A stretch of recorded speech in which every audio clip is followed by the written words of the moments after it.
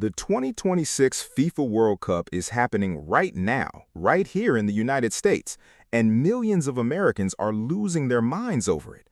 But while everyone is talking about goals, upsets, and Messi, nobody is talking about what this tournament is actually doing to people's bank accounts. Today, I am showing you the real financial math behind the 2026 World Cup, how much fans are actually spending, why FIFA designed it this way, and most importantly, whether any of this is worth going into debt for.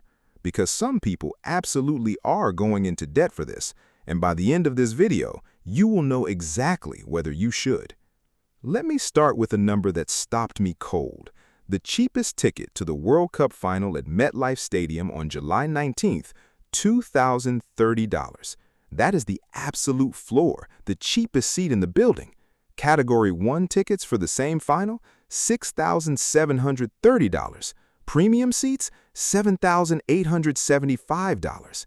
And on FIFA's own resale marketplace, where FIFA takes an additional 15% cut on every transaction, tickets for the final have been listed for more than $30,000. Some listings have gone past $2 million. Yes, $2 million for a soccer game. This is the most expensive World Cup in history by a massive margin. Let me put that in perspective. In 2022, the World Cup was in Qatar. The cheapest group stage ticket, $70. The most expensive final ticket, around $1,600 for premium seats. In 2026, the cheapest group stage ticket on the official resale market is running $242 to $960, and those are just group stage games. That is an inflation-adjusted increase in average ticket prices of 1,000%, 1,000%, over a period when median American household income rose only 32%.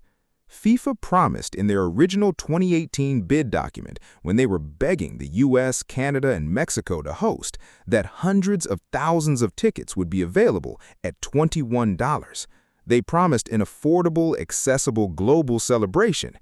Instead, the average group stage ticket in Los Angeles, $1,040. In Dallas for Messi's games, $1,028. Average. That means half the seats cost more than that. One Europe-based soccer fan group called it a monumental betrayal. They are not wrong. Now, let me show you what it actually costs a regular American fan to attend this World Cup. Scenario 1. You want to go to one game, just one, a group stage match. Ticket, $345 to $620. Parking or transit, $50 to $150. Food and drinks at the stadium, $80 to $120. Hotel for one night, $300 to $600 in host cities during the tournament. Total, $775 to $1,490 for one game. Scenario 2. You want to follow the U.S. team through the group stage. 3 games. Tickets, $1,035 to $1,860. Hotels 3 nights at tournament prices, $900 to $1,800. Travel between cities, $400 to $800. Food, transport, merchandise, $500. Total, $2,835 to $4,960 to watch 3 games that may not even advance the U.S. to the next round. Scenario 3. A Dallas couple celebrating their 40th birthdays. Real story. They are spending more than $12,000 following matches across the country. $12,000. That is 8 months of minimum payments on a $6,618 credit card. That is 14 months of the extra $50 per month we talked about last week. That is, for many Americans, an entire emergency fund. Here's where it gets really interesting from a personal finance perspective. According to a professor at Northeastern University's business school who spoke to Time magazine, there is, quote, some element of greed there, end quote, when talking about FIFA's pricing strategy. FIFA uses something called dynamic pricing, the same technology airlines and concert venues use. Prices shift in real time based on demand, which team is playing, which city, and how many tickets are left.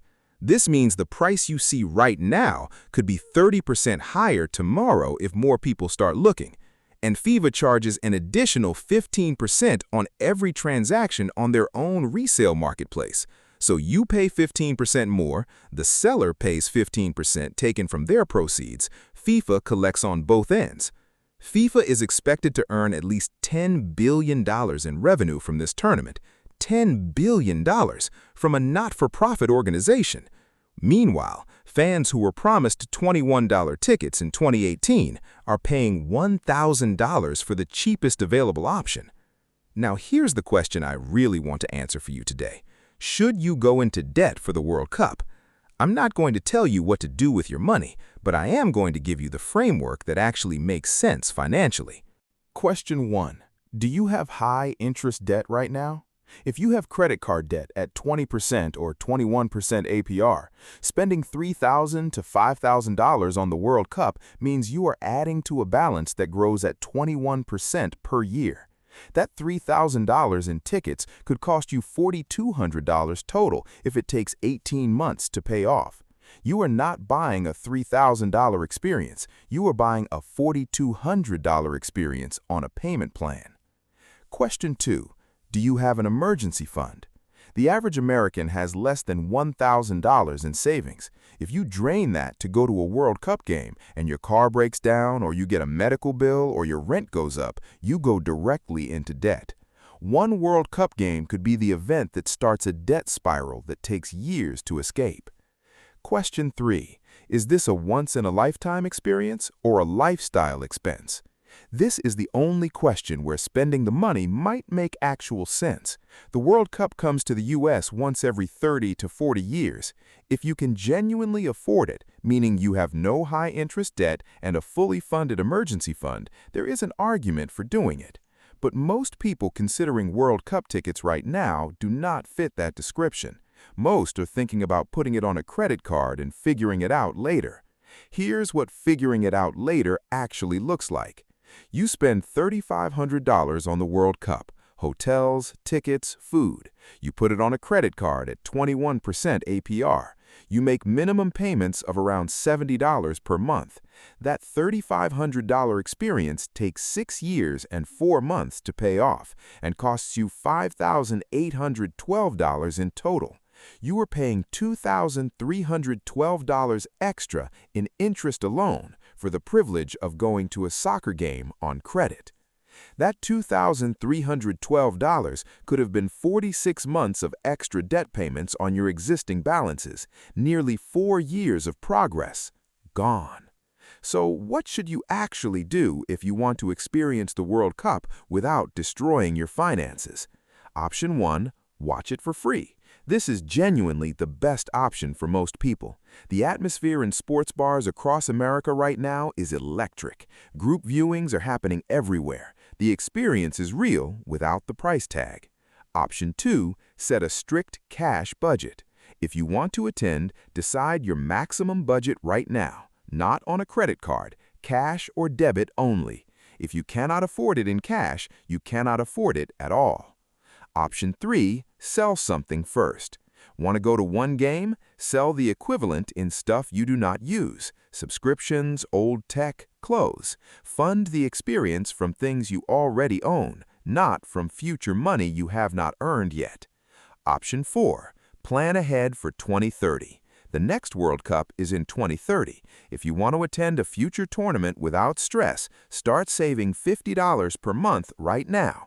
By 2030, that's $2,400 saved specifically for that experience. No debt, no regret.